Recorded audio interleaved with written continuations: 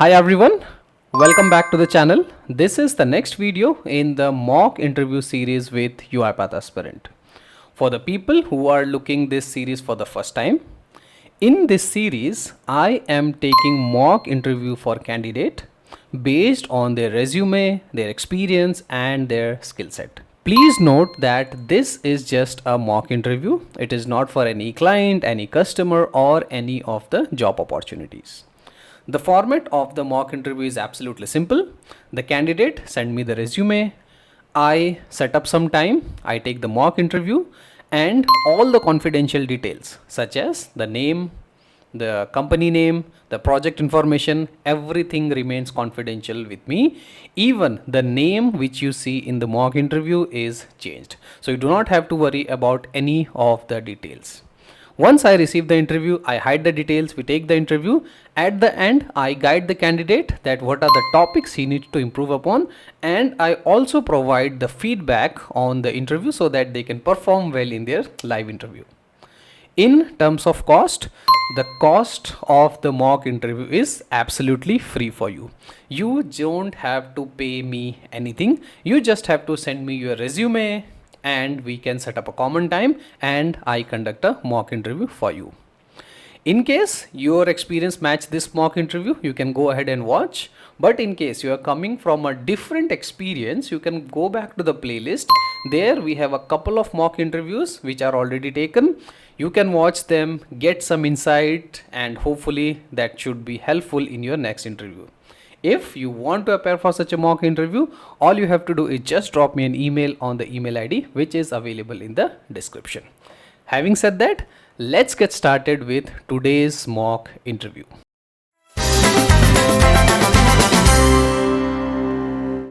Okay, great. Thank you, Kunal, for joining. And I have your resume for the mock interview. The format of the mock is absolutely simple. I am going to ask you a question based on your resume. You have to answer. And at the end of the mock interview, I'm going to tell you how was your overall interview, what are the areas you need to improve upon, the topics you need to focus, and then we can add more conversation to it, right? So let's get started by having a quick introduction about yourself. Yeah. So, I am Kunal, and currently I am having a 3 year of experience in RPA, and I'm currently working in one MNC. And the current project I'm working on is like a healthcare website. So it is an healthcare website. So we have to automate the key functionalities of that website. So currently Hmm. I'm doing a web automation in that website, and apart from that, I'm for that organization I'm doing extracurricular activities for maintaining one internal website as well. So before joining this project I was working in another project, and for that project the duration of that project is very small. So that the when I started the UiPath journey, at that time I joined that project. So I have automated a different railroad things for that project in the sequence, normally sequence. And for the latest project I am having both experience RE framework and normal sequence projects as well. Okay. So yeah, and when I started the project I was working as a manual tester as well to know more about the functionalities of the project. Mhm. So that's all about me. Great. So Kunal, right? So your 3 years as experience, right? So you talk about that you are working also as a QA, right? So how much is the developer experience and how is the all 3 years as a tester or how is this, right? How many years in UiPath development? So when I joined the project, at that time only I was working in for the RPA developer only. Mm-hmm. But the client told me like to know more about the functionality. You can do the QA work as well simultaneously. Mm-hmm. So we know more about that functionality and we can identify that opportunity Okay. for the yeah. Okay. So So I you didn't so answer my total question, right? experience. Yeah. Yeah. Total is 3 years. How much is RPA development? You can say total of 3 years in RPA developer only. Okay, so total 3 years in RPA developer, right? How many Yep. projects have you automated, Kunal, in this 3 years? So total two projects, and in that two projects, I have worked on different modules. No, that's fine. That's fine. We'll come to those modules in a moment. Uh, have you done any sort of certification? Yeah, I have done the certification, not the paid version from the UiPath, but I Mm-hmm. am doing the certification from the UDP and Coursera, Mm-hmm. and I completed the foundation course from the UiPath Academy as well. Okay, great. So now these two projects, right? What is the status of these two projects, Kunal? Are they in production, live, still in the testing? What is the status? The first one I got released from that project, so that already deployed, Hmm. and the currently which I am working, that some of the modules are deployed to the production, some of the Okay. bots are deployed to the production for Hmm. testing, Hmm. and some are in progress. Okay. Now I want you to talk about any one of the project, right? Be it be the previous one or the new one, right? So whichever you're comfortable talking about, tell me what is the problem statement which the Yeah. robot is trying to resolve, right? What is the manual process? Yeah, so in the current project, so as I earlier told to you, that is a website, e-commerce website. Mm-hmm. So e-commerce website, so the mainly client requirement, it is a healthcare e-commerce website. Mm-hmm. So the client requirement was, we have to keep that website continuously up and running.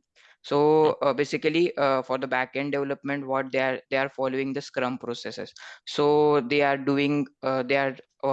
the sprint duration is of 2 weeks. So what they are doing, they are after each and every 2 week, they are going and releasing some features to the production for that website. So for that, they want to check the key functionalities of that website is working or not properly. Mm-hmm. So that is the thing they want, and after each and every production deployment, they have to check the key functionalities of that website manually, so it is working or not, or that. So Mm-hmm. that's the thing we have automated. In that automation, we have automated different modules like login functionality and smoke test of that website, and search of that search functionality of that website, repeat order functionality, and forget password functionality. Total five main functionalities we have automated. Okay, so it is a testing project, right? It is not a development project. If I understand it Mm, correctly, you are doing the regression testing, right? On the website, yeah, yeah, right?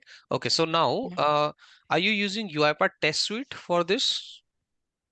Not test suite. We are creating the scripts and Hmm. we are deploying that script to the orchestrator, and Okay, we are triggering that scripts okay, bots. okay. Is it an unattended or it's an attended?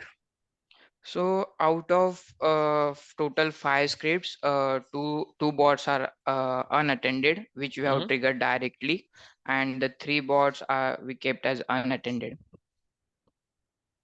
Okay, so when you say five bots, you simply mean that you have five different XAML files which you have created, which just go to the website, put in the data, and then you just check whether the login is successful or not. If it is successful, it says that yes, it is successful, right?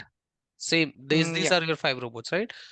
Okay, yeah. so now basically, why you have created five robots, right? All of that can be created in a single automation only, right? One by one, execute two, three, four, five, like this. Yeah, so the the client requirement was they want a different results. Mm-hmm. So yeah, we can collaborate all the things in one sequence only. But Mm-hmm. the thing is like they wanted to know more about the functionality. So for example, if you take the forget password functionality, so Mm-hmm. that we are doing before the login only. So they want the functionalities working or not properly. They Okay. want that result. So that's why Okay. we created a different bots. Understood. So now, let's say I have made some release on the e-commerce website. Now your robot is running, right? Now, Yeah. how would the report be generated? So, if you take the example of the smoke test, Okay. so for the smoke test, what we have automated, Mm-hmm. so we are doing the login, we are searching one product and adding the Hmm. product to the basket. Hmm. So that's the thing we are doing. Hmm. But in this case, suppose if anything goes fail or Hmm.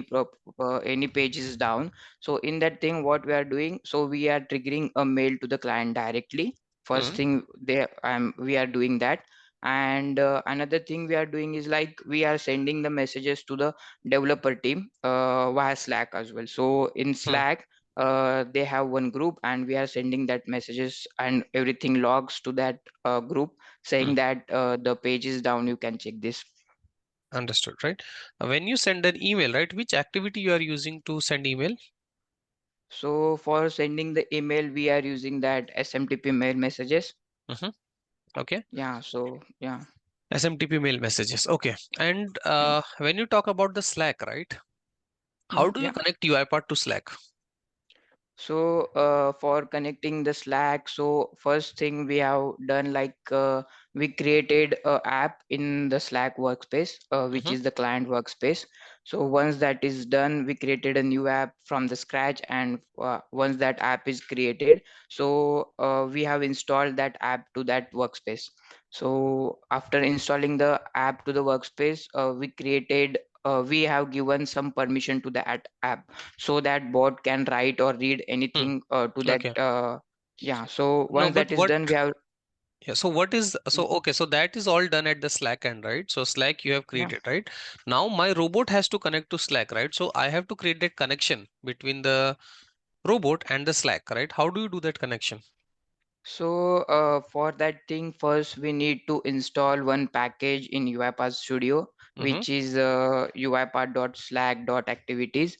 Once that is done, we have one activity that is Slack scope activity. Mm-hmm. So inside that Slack scope activity, we have to configure. We have one button which is configuration for the configuration. Okay. Once we click on that, we can configure the UiPath Studio to the Slack via UiPath, Hmm. via Slack authentication token as well, or with the credentials as well. So in this scenario, we have gone with the Slack authentication token. Hmm. So as this is a client workspace, we don't have the permission for accessing the credentials. So we have gone with that token. So once Okay. that token we got, we are entering and we can connect the UiPath to the Okay. Slack. Understood. Now, this process, right? So let's say I am your client and I have a requirement that you have to test the login scenarios. Okay. For the e-commerce Yeah, website, I have added a new module of the login scenarios. Okay. Now, one way is definitely you are doing right. But what I want as a client is I have 100 email yeah, IDs and 100 different passwords. Okay. yeah, I have mhm, 100 email ID, 100 passwords, and I want to do this testing with your robot, right? So the what the robot is expected to do, read the Excel, take the first email ID, take the first password, click on login and say that whether it is successful, just come back to Excel and say successful. Take the second ID, click on the login, say not successful. Third email ID, say wrong password. Fourth email ID, say wrong username, right? So yeah, how do you do that, right? In this, right? This is a new scenario. What are the yeah. activities I'm going to take? Just talk about that. So one thing we can do here, like Hmm. we can use the RE framework, Okay. and inside that there is we can create two different bots, Hmm. which will add the data from the input folder part to the queues. Hmm. And once we have added the to the queue, we can process in our performer bot. Okay. So you would have dispatcher and performer, right? Now, uh, which activity you are using to add data to the queue? For adding data to the queue, we can use add queue item, Mm-hmm. or we have alternative ways as well. Add bulk queue item and add transaction item as well. I think three activities we have for adding the Correct. data. Correct, right? So now the bulk item would directly add the data in the bulk, right? And that's an Excel, it will add, right? Now, what is the difference between adding the data by add queue item and adding it by add transaction item? Adding transaction So item. you have Okay, three activities, right? So we'll forget the yeah, bulk, right? We'll just yeah, talk about the add queue item and the add transaction, right? yeah. What is the So difference between them? for adding the data to the queue, while we are adding the data from the activity add queue item, Mm-hmm. Then I think there is one reference which we are getting, reference key, uh, Okay. that we can use. And I'm Mm-hmm. not sure about that add transaction item because I haven't used that. Okay, no problem. Okay, now once that is done, right? So you have added the data to the queue, and the performer is processing all those user ID one by one from the queue, right? Now the requirement was also you have to write the data back to an Excel. Okay. How do you do that? So you have to update Mm, the data back to the Excel also, right? yeah. So in the performer, in the process transaction, while processing, once all the process is done, Mm-hmm. we can like once the all the process is done, we can use the arguments first, and which is the out, which is the type of out argument.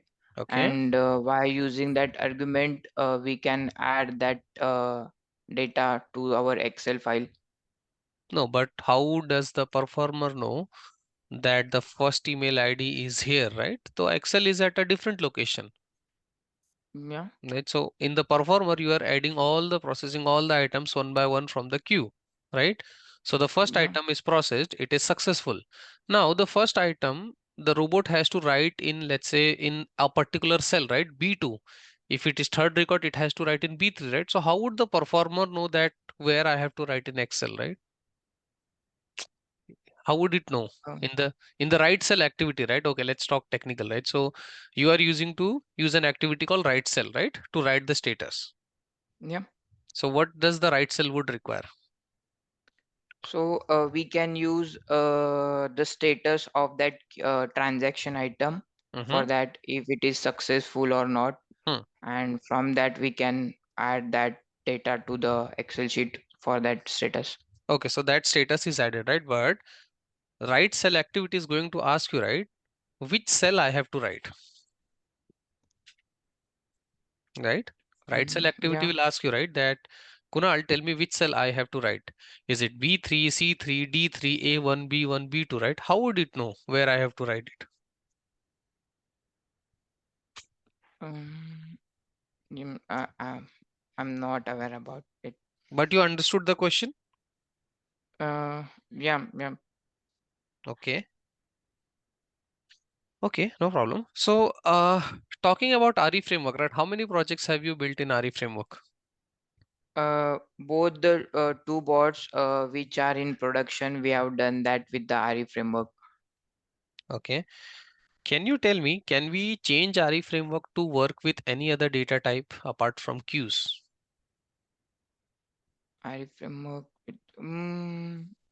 Yeah, I think we can provide the Excel sheet externally Mm-hmm.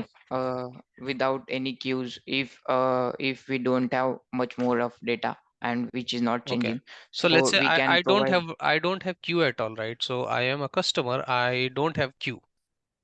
Yeah. Okay. Hmm, I want to use RE framework only with an Excel. yeah.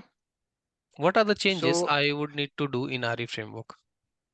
So the thing is like we can eliminate the state in the RE framework, that is get queue item, Mm-hmm. get transaction item. That state we can eliminate, and in the initialization state only, or in the initialization state only, we will read all the data from that input folder path, and we can save that in our DT, and we can use that in our process transaction. Okay, no worries. Okay, fine. So, so this was about RE framework, right? So, once you have done the development, okay, your development is completed. Now you have to move that robot to production. What are the different, I would say, teams you are interacting with, or what is the life cycle you are following to take that robot from development to production? Yeah, so once that bot is developed properly, then the Hmm, first thing we are doing is like testing and debugging with the different datas, hmm, if everything is working fine or not. Hmm. Once that is done, then we are giving the demos to our client. So as per your requirement, we have built this bot. Hmm. So they are checking that, and once that is approved from our client, then we are deploying that bot to the orchestrator. Okay, okay, understood. Uh, you see, we mentioned that you have a knowledge on SQL as well, right? Yeah, yeah. Okay. Uh, can you tell me what is the difference between a primary key and a foreign key? Primary key and foreign. So primary key, I think we can use that for the key which is a unique ID. Hmm. So that we can refer as a primary key, Uh-huh. and the foreign keys, foreign key definite, foreign key.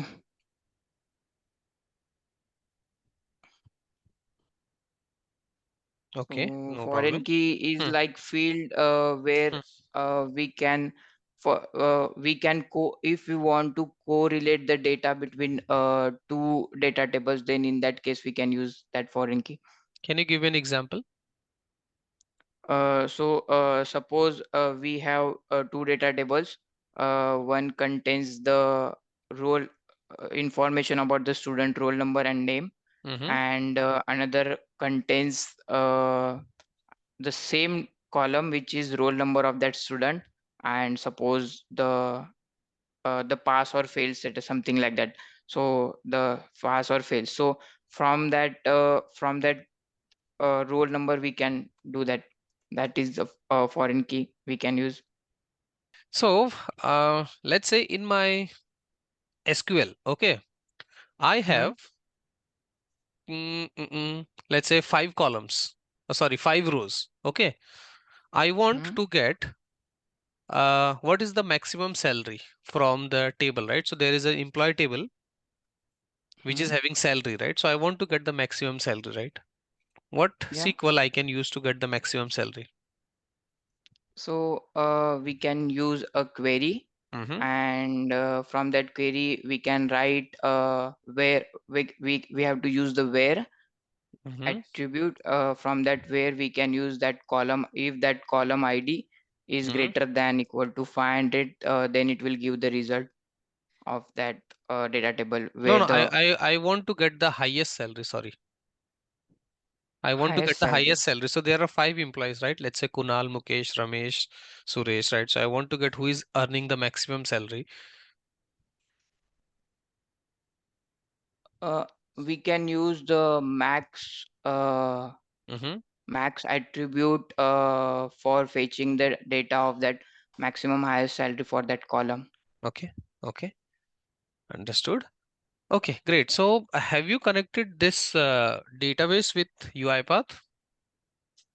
No, no. In our project, we are not using the database. So Uh-huh. whatever we have, we are doing it on the website automation. Uh-huh. But I think for connecting the UiPath to the database, Hmm. uh, we have to we have to install the packages first, Hmm. Hmm. and then for connecting the database to the UiPath, we can use Hmm. that connect activity, and for that connect activity, we have to pass the connection string, I think. So once Hmm. that is when we are passing the connection Okay. string, then the connection happens. Okay. So for this UI automation, right? In your automation, right? Are you using the classic design or you using the modern design? So as of now, we are using the modern designs, Hmm. Okay. because yeah, Which version of UiPath Studio you are using? it's 2023.4.1. 2023.4, right? So basically you are using the modern, right? Can you tell me what is the difference between classic and the modern activities of UiPath? So the first difference is like for the modern activity, Mm-hmm. suppose if we are using the modern click activity or modern type into activity. Mm-hmm. So for that activity, we have to use the activity attach browser first. Mm-hmm. So, but that is not there in the classic activity. Okay. So that's the one difference. And the second one is like for the modern activity, we can use the anchors as well. We can use it in classic as well, right? You have the anchor based activity. Yeah, anchor-based activities are there, but for the modern activity, while capturing that element only, it will ask that Hmm. if you want to use that anchor element, so we can use directly. Okay. Okay, great. So, last question from my end is on Orchestrator. Okay. So, Yeah.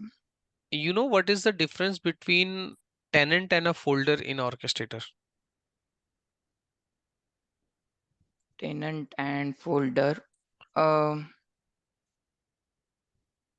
can say like when we have to connect the orchestrator to our UiPath Studio. At that time, first we need to create the tenant, Mm-hmm. and after that, once that tenant is created, we have to create the machine, and we can use that machine ID to for connecting to the No, no, no. UiPath Uh, y- Studio. Not how do you connect, right? So, what is the difference between 10? Okay, so different question, right? Why do I need folders in UiPath Orchestrator? Have you seen folders on the Yeah, left hand yeah, side, right? Why do we need yeah. them? For configuring the robots. Okay, okay, cool. So that was my last question to you, right? And before I come to your feedback, right, let me ask you, how was your interview? What do you think? So I think for me, like I have prepared much more, but in Mm-hmm. the tension, I forgot it something, and Hmm. that's why I think it is not so good. Uh-huh. But Uh, do you think you can do better? yeah, yeah. So let's come to your feedback, right? So your project, whatever you have mentioned, okay, your project is good. I can able to understand, but your project is more of a testing project rather than an automation project. It seems like it is a automation regression project, which is true, right? So it is an automation project, but it is more towards the testing side of the project, right? So maybe whenever you are explaining your project, take the automation project, that will definitely help you, right? So this project is also good, but I think if you have any other project which is more towards the development side of it, which has actual problem savings and all, right, that will add more value. You have answered me questions correctly on the SMTP. You have answered me question correctly on the Slack. You have answered me correctly questions on the dispatcher performer. Everything is fine. Okay. So the questions which you have not answered me correctly was add queue versus add transaction. So the difference is that when you use the add queue item, the status of the queue item is new. And when you add it using the add transaction, the items are already added in a status which is called in progress, right? So that the difference. There is one more question which I ask you: how do you update the status back to the Excel, right? So to update the status back to the Excel, all you require is the Excel path name, sheet name, and the cell, right? So all of these information can be passed to the queue when you are adding the data to the queue, right? Also, you can use the transaction number of the queue and find out that what is this row number, right? So the easy way of doing it is that you just, when you add data to the queue, along with adding data to the queue, you just add the Excel name, Excel path, and the cell number, right? And that way, when in the performer you have to write the status back, you just use those details and write the status back. Okay. uh, I can see that you don't have a very much good understanding of RE framework, or maybe you don't have worked on it, right?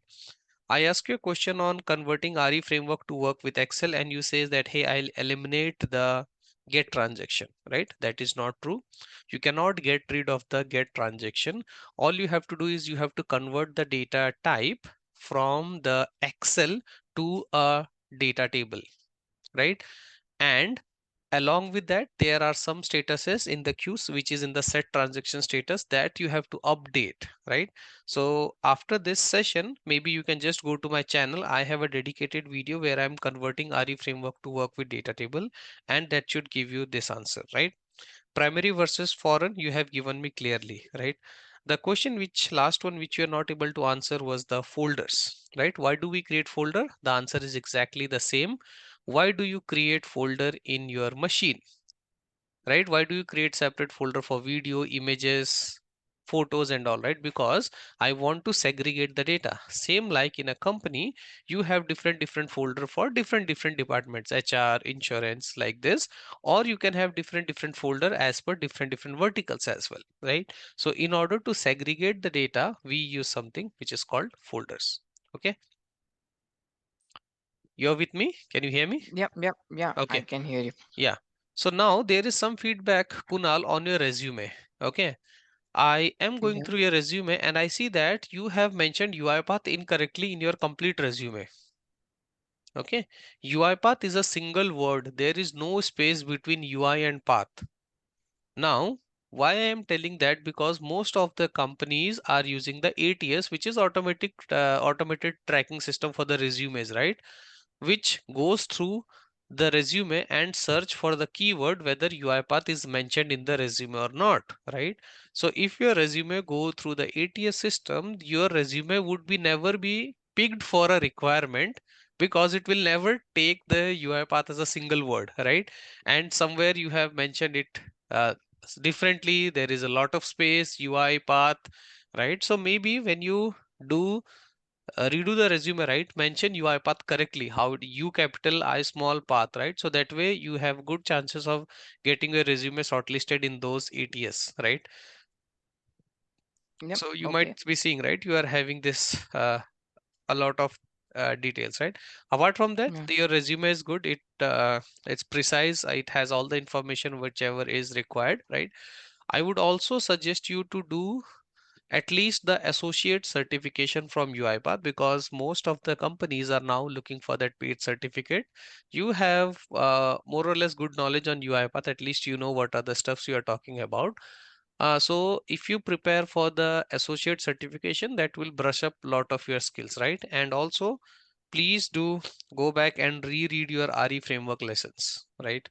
Yep. I think that Sure. there is something you need to recap there.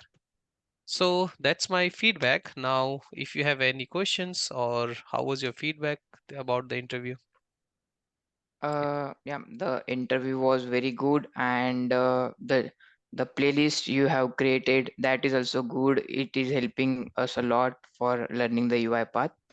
Yeah. That's the good, and the content you are showing, that telling to us for learning, that is very also good. It helps me a lot for learning the UI path. Whenever I have some issues, I'm going to your channel and I'm searching that.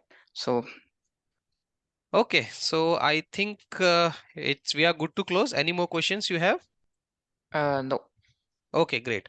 Thank you, Kunal, and all the best for your next live interview. Okay. Yeah, And thank you. then we'll get connected. Thank you. Thanks, Kunal. Yeah, thanks. Bye bye. Bye. Okay, so that is all for this video. I would like to wrap this video here. I hope this was insightful. If you have any more questions, any more doubts, feel free to write me in the comments, or you can also drop me an email as well. I would appreciate your feedback on the video, and tell me in the comments what would be the next topic or next video you want to see. So with that, I would wrap this video here. Thank you for watching. If you like this video, please do subscribe to the channel, and happy automation.